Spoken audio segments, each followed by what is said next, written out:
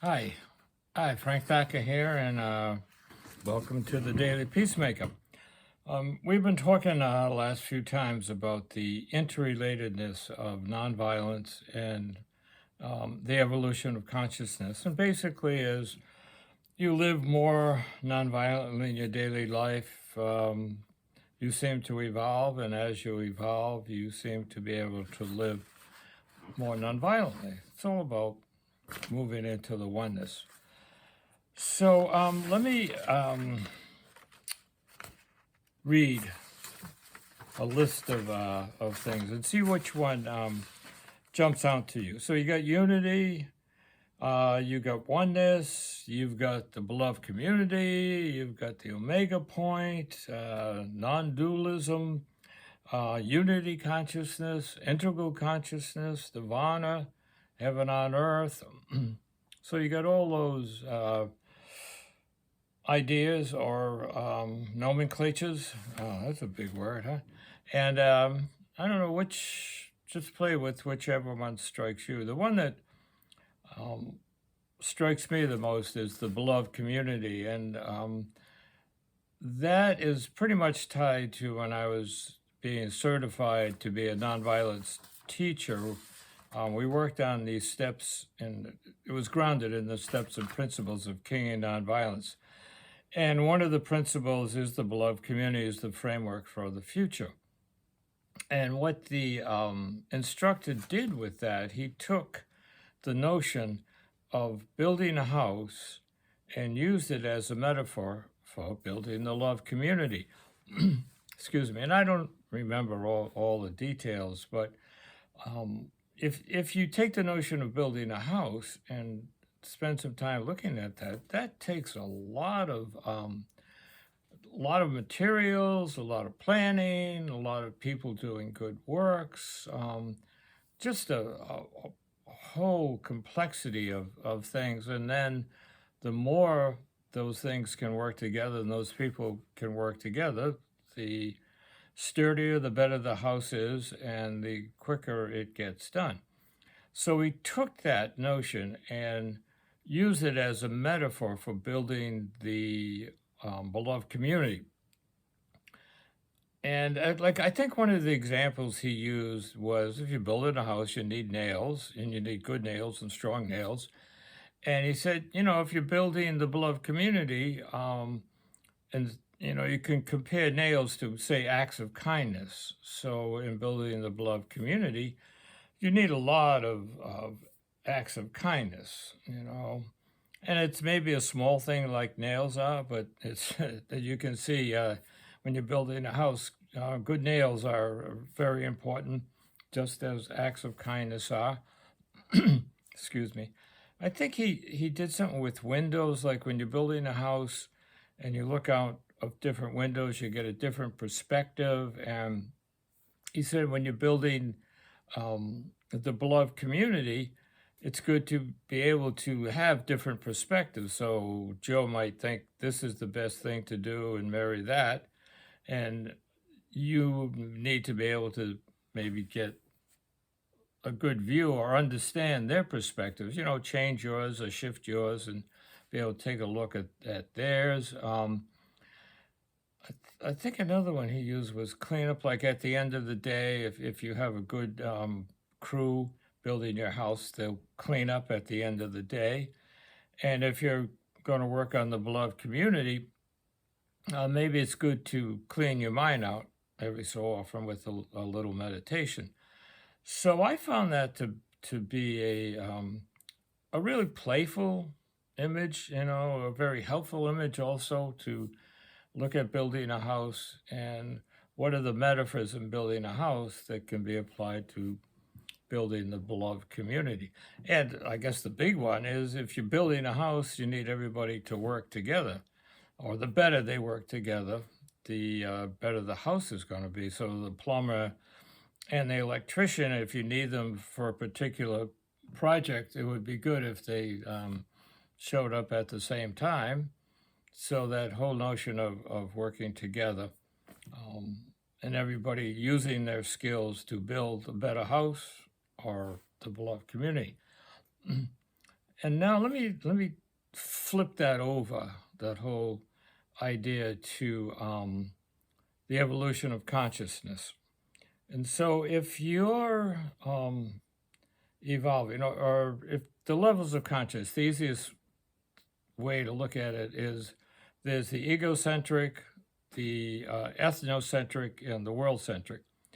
So if you're building a house and you've got people that are at the ego centric level of development, which is pretty low, and so you have, let's say, a plumber and a carpenter, and they're trying to put in a new toilet, and the plumber thinks the framing should go this way, and the carpenter says, no, that will never work. And if you've got people at that egoic level, they're going to fight about that, or they're if they don't fight, they're just each going to say, see you later, and get someone else to do it. And so the same with building the beloved community. If, say, for example, you're going to do a food bank, and you've got one person that thinks that it should be open from 10 to 12, and another person thinks, no, we got to open it earlier. And so they get in, if they're both at this ego level, they'll get into a battle, and probably one of them will quit, or the whole project might disintegrate. So then if you go up to the next level, which is a little tricky, it's people aren't going to fight as much there, but the problem at that level is it's about my tribe, my construction company, those types of things. So if you're building a house and you've got that plumber and that carpenter, and they can't decide what's the best way to frame this and put the toilet bowl in there, then they probably won't get into a fight, but they'll at least say, well, I'm going to go my way and you're going to go that way. And who knows what will happen there. But the thing probably won't get done, or it won't get done as well as it could, because there's no coming together. And again, over in the beloved community, going back to that model of a food bank. So the two people that are talking about when the hours it should be open, say, they probably won't get into a fight about it, but one will say, well, you go your way and I'll go my way. And what will come out of that, who knows? But at least they won't get into a fight. But again, the food bank might not come to be.